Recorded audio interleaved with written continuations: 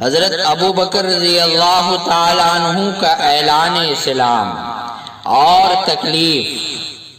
ابتداء اسلام میں جو شخص مسلمان ہوتا تھا وہ اپنے اسلام کو حد الوسع مخفی رکھتا تھا۔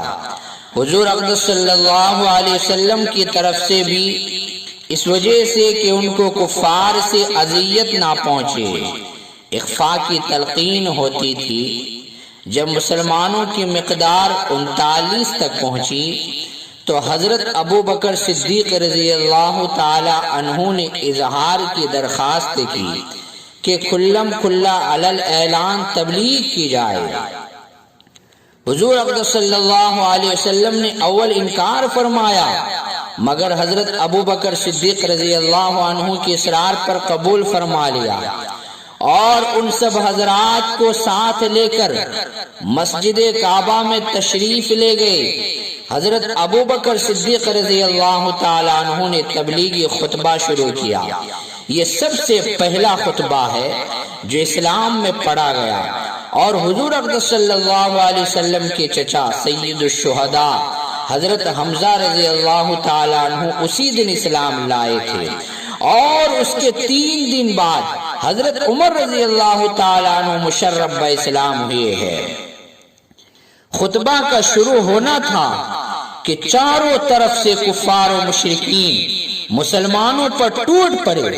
حضرت ابو بکر صدیق رضی اللہ تعالی عنہ کو بھی باوجود کہ مکہ مکرمہ میں ان کی عظمت و شرافت جاہ و جلال مسلم تھی، اس قدر مارا کہ تمام چہرہ مبارک خون میں بھر گیا، ناک کان سب لہو لہان ہو گئے تھے، پہچانے نہ جاتے تھے، جوتوں سے لاتوں سے مارا، پاؤں میں روندا، اور جو نہ کرنا تھا سب ہی کچھ کیا۔ حضرت ابو بکر صدیق رضی اللہ تعالیٰ عنہ بے ہوش ہو گئے۔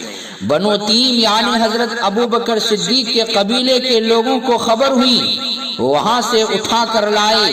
کسی کو بھی اس میں تردد نہ تھا کہ حضرت ابو بکر رضی اللہ تعالی عنہ اس وحشیانہ حملے سے زندہ نہ بچ سکیں گے۔ بنو تیم مسجد میں آئے اور اعلان کیا کہ حضرت ابو بکر صدیق رضی اللہ تعالی عنہ کی اگر اس حادثے میں وفات ہو گئی تو ہم لوگ ان کے بدلے میں عتبہ بن ربیعہ کو قتل کریں گے۔ عتبہ نے حضرت صدیق اکبر رضی اللہ تعالی عنہ کے مارنے میں بہت زیادہ بدبختی کا اظہار کیا تھا۔ شام تک حضرت ابو بکر رضی اللہ تعالی عنہ کو بے ہوشی رہی، باوجود آوازیں دینے کے بولنے یا بات کرنے کی نوبت نہ آتی تھی۔ شام کو آوازیں دینے پر وہ بولے تو سب سے پہلا لفظ یہ تھا کہ حضور اقدس صلی اللہ علیہ وسلم کا کیا حال ہے، اللہ اکبر لا الہ الا اللہ۔ لوگوں نے اس پر بہت ملامت کی کہ انہی کے ساتھ کی بدولت یہ مصیبت آئی، اور دن بھر موت کے منہ میں رہنے پر بات کی تو بھی حضور کا جذبہ اور انہی کی باتیں۔ لوگ پاس سے اٹھ کر چلے گئے کہ بددلی بھی تھی اور یہ بھی کہ آخر کچھ جان باقی ہے کہ بولنے کی نوبت آئی، اور آپ کی والدہ ام خیر سے کہہ گئے کہ ان کے کھانے پینے کے لیے کسی چیز کا انتظام کر دے۔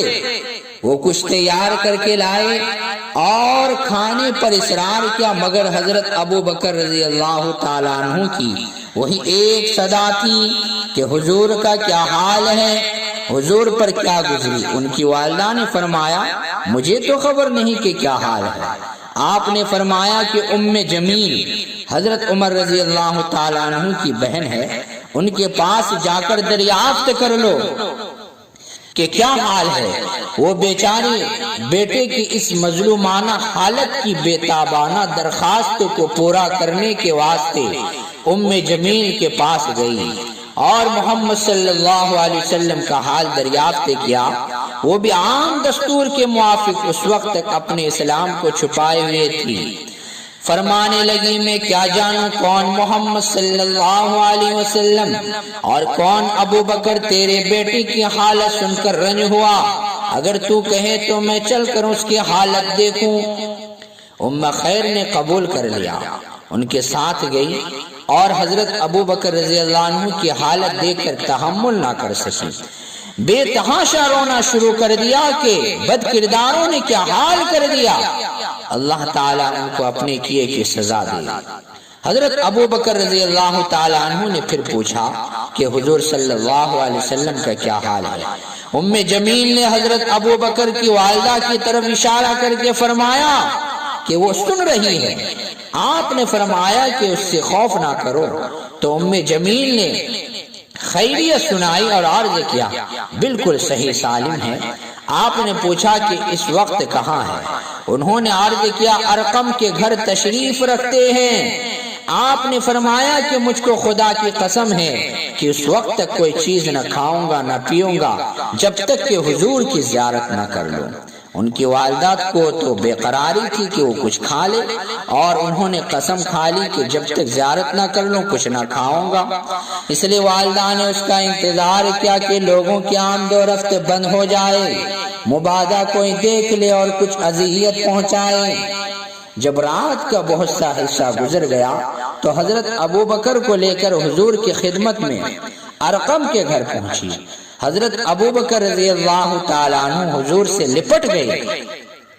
حضور اقدس صلی اللہ علیہ وسلم بھی لپٹ کر روئے، اور مسلمان بھی سب رونے لگے کہ حضرت ابو بکر کی حالت دیکھی نہ جاتی تھی۔